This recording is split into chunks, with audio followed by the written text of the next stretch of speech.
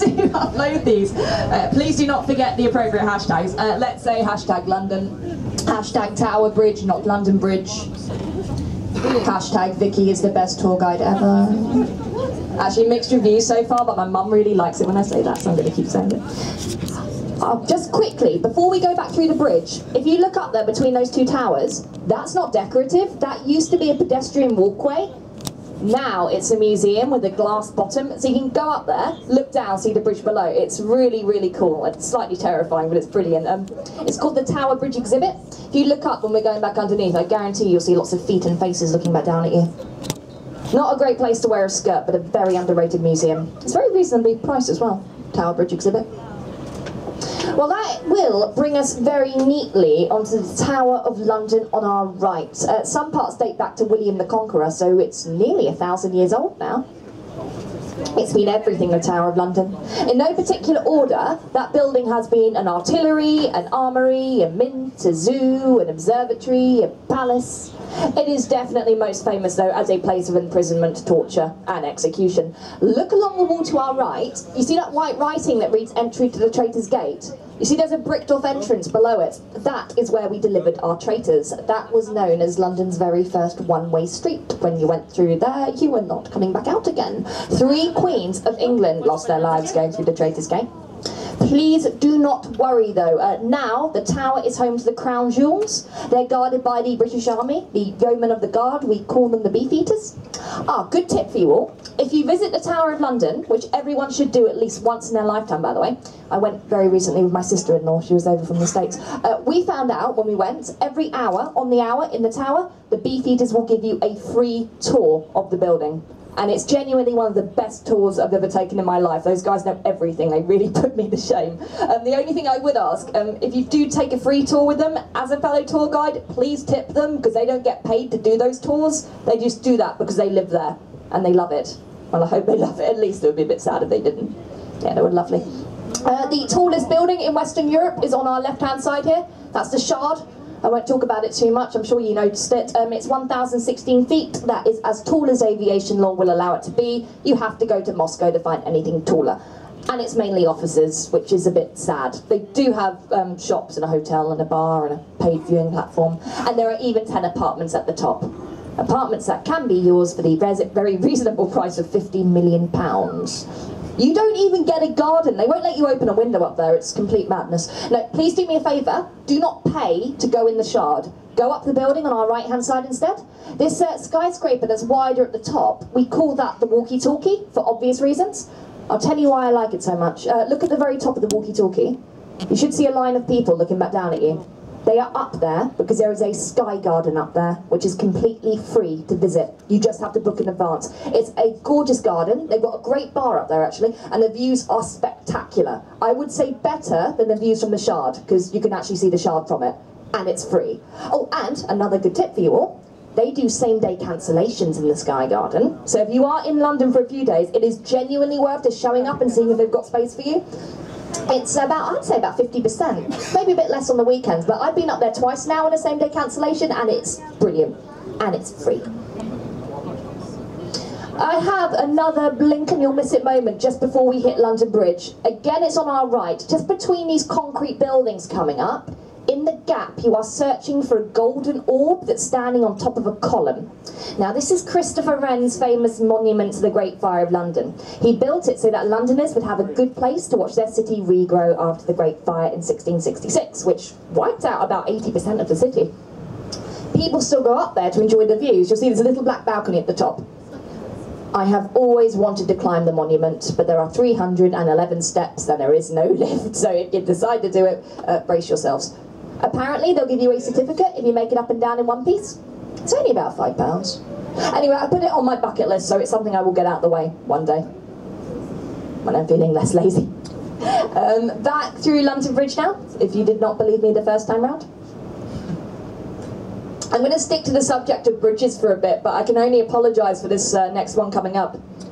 That's Cannon Street Railway Bridge. It's the ugliest bridge in London. I have nothing nice or interesting to say about it. I have tried, I've researched. It was designed by British Rail, that's the best I could come up with. I don't think they were going for aesthetics. It does run into a nice station, Cannon Street Station on our right here. Oh, what I did find out, there's a luxury spa underneath the bridge to our right here, so you occasionally get naked people in those windows just staring at us, which is slightly disconcerting. But that's something. So do the quick look to the right to see if today's one of those days. I think we're safe, but I'll move on just in case.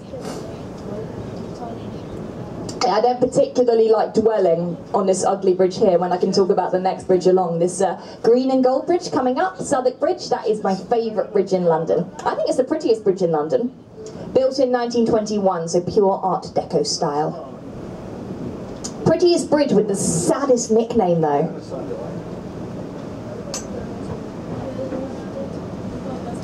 We call Southwark Bridge the Lonely Bridge because it gets the least amount of traffic and footfall of any of the bridges in central London. There are no main roads attached to it, no points of interest. It is very hard to find and no one ever has any reason to be up there. If you can see anyone on Southwark Bridge right now, they're lost. I've lived in London all my life and I've still never set foot on that bridge. I would not know where to look for it. It is still my favourite though. It lights up green and purple underneath at night, so it's really, really pretty. Once we're through the Lonely Bridge, more lovely views of the Globe Theatre on our left. Behind the Globe, on the backside, there's a massive building with a 325-foot chimney.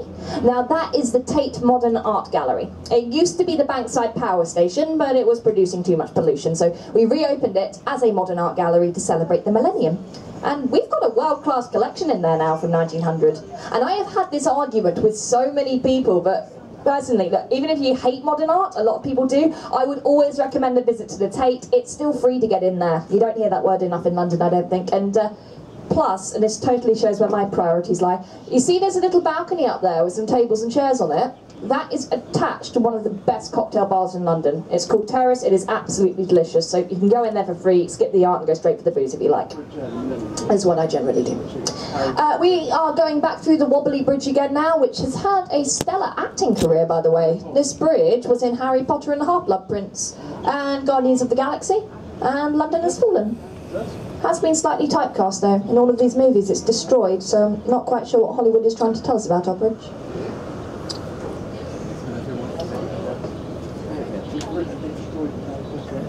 The bridges in front of us here are the Blackfriars bridges. This whole area here is Blackfriars. We used to have a Dominican monastery on the north side of the river, and people would see the monks walking around in their black robes and just started calling them the Blackfriars. So these are the Blackfriars bridges. We nicknamed them the 2.5 bridges. So this first bridge here, that's Blackfriars Station. That's the only station in London you can get to from both sides of the river, and the only one that's solar powered as well, up to 50%. You see those massive panels on the roof up there. The second bridge is the Victorian Foot and Road Bridge, and the half bridge refers to those mysterious red columns that I told you about earlier. So these columns, why are they there?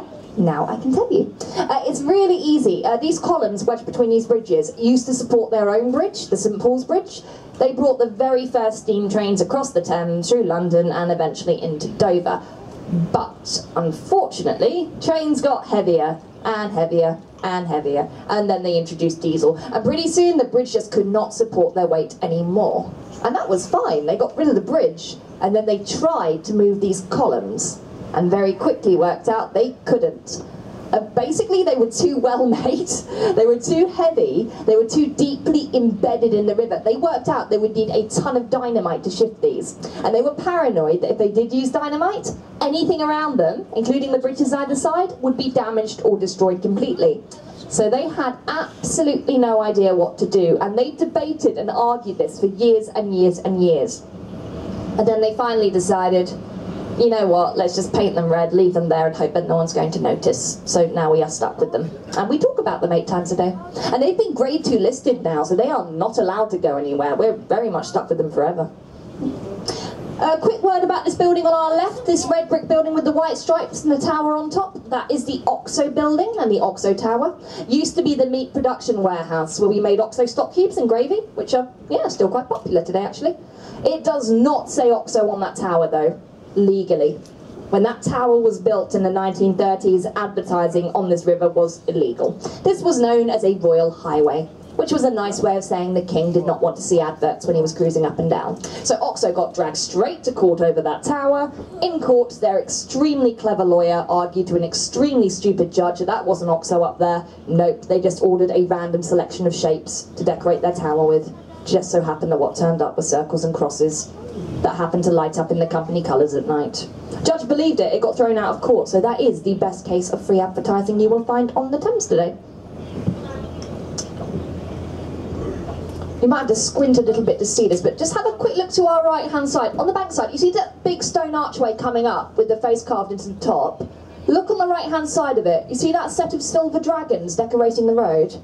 That marks the exact point where the City of London ends and the City of Westminster begins. Bit complicated, but we have two cities here in London. One's for commerce, for money, and the other is for royalty. Our law says you cannot mix commerce and royalty together. Therefore, if the Queen wants to go past that point there, where those silver dragons are, she first has to ask for the Lord Mayor's permission.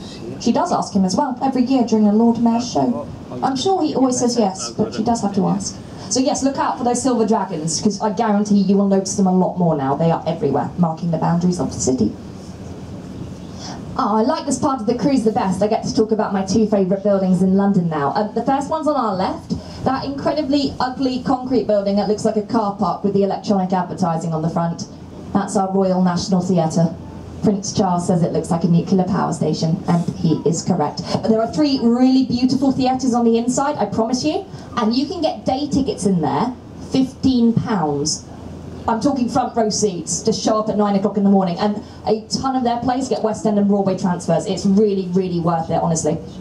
My other favourite building is on our right, far more traditional and beautiful, with a green dome on the roof. That is Somerset House. It's Georgian. It used to be the old public records office where we registered births and marriages and deaths, so we used to call it the Hatcham, Matcham and Dispatcham building.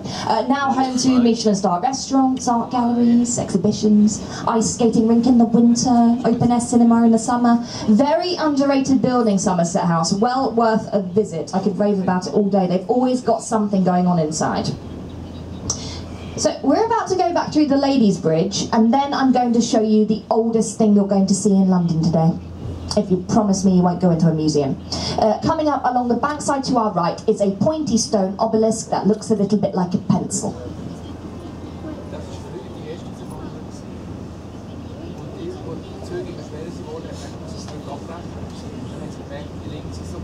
Now, this pointy stone obelisk is called Cleopatra's Needle. Cleopatra's Needle is 3,500 years old. That makes it older than London. That makes it older than Cleopatra by about 1,000 years. That's got nothing to do with her. It just came over here on a boat that was called the Cleopatra. No, the needle was actually a gift from the Egyptians in 1812 to celebrate the victory at the Battle of the Nile. Please note, I did say gift. It is one of the few things we did not steal from Egypt. We're very proud of that. But the Sphinx either side there, we did add those ourselves, and we made a mistake. Egyptian mythology says those Sphinx are supposed to be facing away from the needle in order to guard it. We accidentally faced them towards the needle, having a chat with it. There is even a Victorian time capsule buried at the base of that needle. Not sure when it's due to be opened. It's got some really weird and wonderful things in it though, like razor blades and train tickets and cigars and a big portrait of Queen Victoria. And the photos of the 13 prettiest girls in England at that time. And for some reason they're all naked. Don't know how that's useful for future generations, but there you go. Right, we're about to go through our very last set of bridges, so upper deck, last chance to wave at complete strangers if you want to get it out of your system. This is the only time you can wave at a complete stranger in London without fear of arrest, so enjoy that. Once you're through, I will ask you for the last time, I promise, to look to the bankside on our right. There's a gorgeous fairy tale looking castle over there. It's all done up in a French chateau style. Looks like Cinderella should be inside.